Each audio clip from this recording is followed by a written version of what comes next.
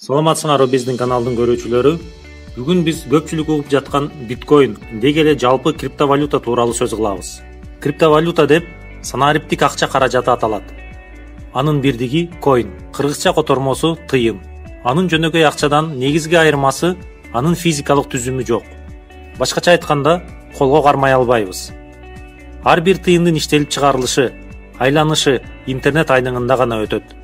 Крипто деген сөз шифрлөө технологиясын түшүндүрөт. Анын себебинен тыйынды жасалма чыгаруу же урдоо мүмкүн эмес. Азыркы кезде крипто акчалардын жакшы жагы ал эч кандай мамлекетке жана эч кандай банкка байланган эмес. Криптовалютанын айлануусунда ортомчулар жана башкаруучулар болбойт. Бүгүнкү күндө эң баалуу жана чоң мааниге ээ болгон крипто акча бул биткоин. Анын негиздөөчүсү белгисиз Сатоши Накамото аттуу адам. Ал биткоинди 2007-2010 жылдары өтө активдүү өнүктүрүп жок болуп кеткен. Ал чыныгы өзүнүн атын атаган адамбы, же бир программисттин болгону лакабатыбы, ал азыркыга чейин белгисиз. Бирок анысы жок деле биткоин өтө чоң бийиктик ийгиликке жеткен. 2008 жылы бир биткоиндин баасы 10 центке дагы жетпеген болсо, 2017 жылдын декабрь айында $20,000 чейин чыккан. Кээ бир адистердин айтуусунда бул дагы чек эмес.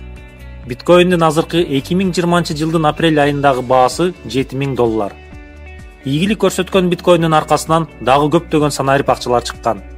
Алардын саны 1000ден ашып жана дагы өсүүдө. Кээ бир мамлекеттер өздөрүнүн жеке крипто акчалары тууралуу дагы сөз кыла баштады. Крипто акчалардын баасынын өсүшү же төмөндөшү көп факторлорго байланыштуу. Алардын арасында майнинг, башкача айтканда, компьютердин эсептөө кубаттуулугунун жардамы менен крипто акча өндүрүү. Мисалга алсак, биткоин жаңы чыгып баштаганда, аны жөнөкөй үй компьютеринин жардамы менен иштеп чыгышса, азыр ага көптөгөн энергия жана эсептөөчү каражаттардын күчтүүлүгү талап кылынат. Биткоин менен биргеликте дүйнөгө блокчейн системасы дагы келди. Блокчейн бул маалымат көлөмүн бир жерде сактабастан миллиондогон колдонуучулардын өздүк компьютеринде сактоо. Мындай системаны бузуу же алдоо мүмкүн эмес. Маалымат коопсуздугун көздөп, блокчейн системасы азыркы тапта алдыңкы банктар, финансылык мекемелер, керек болсо мамлекеттер тарабынан да колдонулуп баштады. Биз каалайбызбы жокпу, бирок дүйнө ордунда турбайт. Санарип акча, блокчейн, интернет — мунун баары биздин жашообуздун бир бөлүгү болуп калды.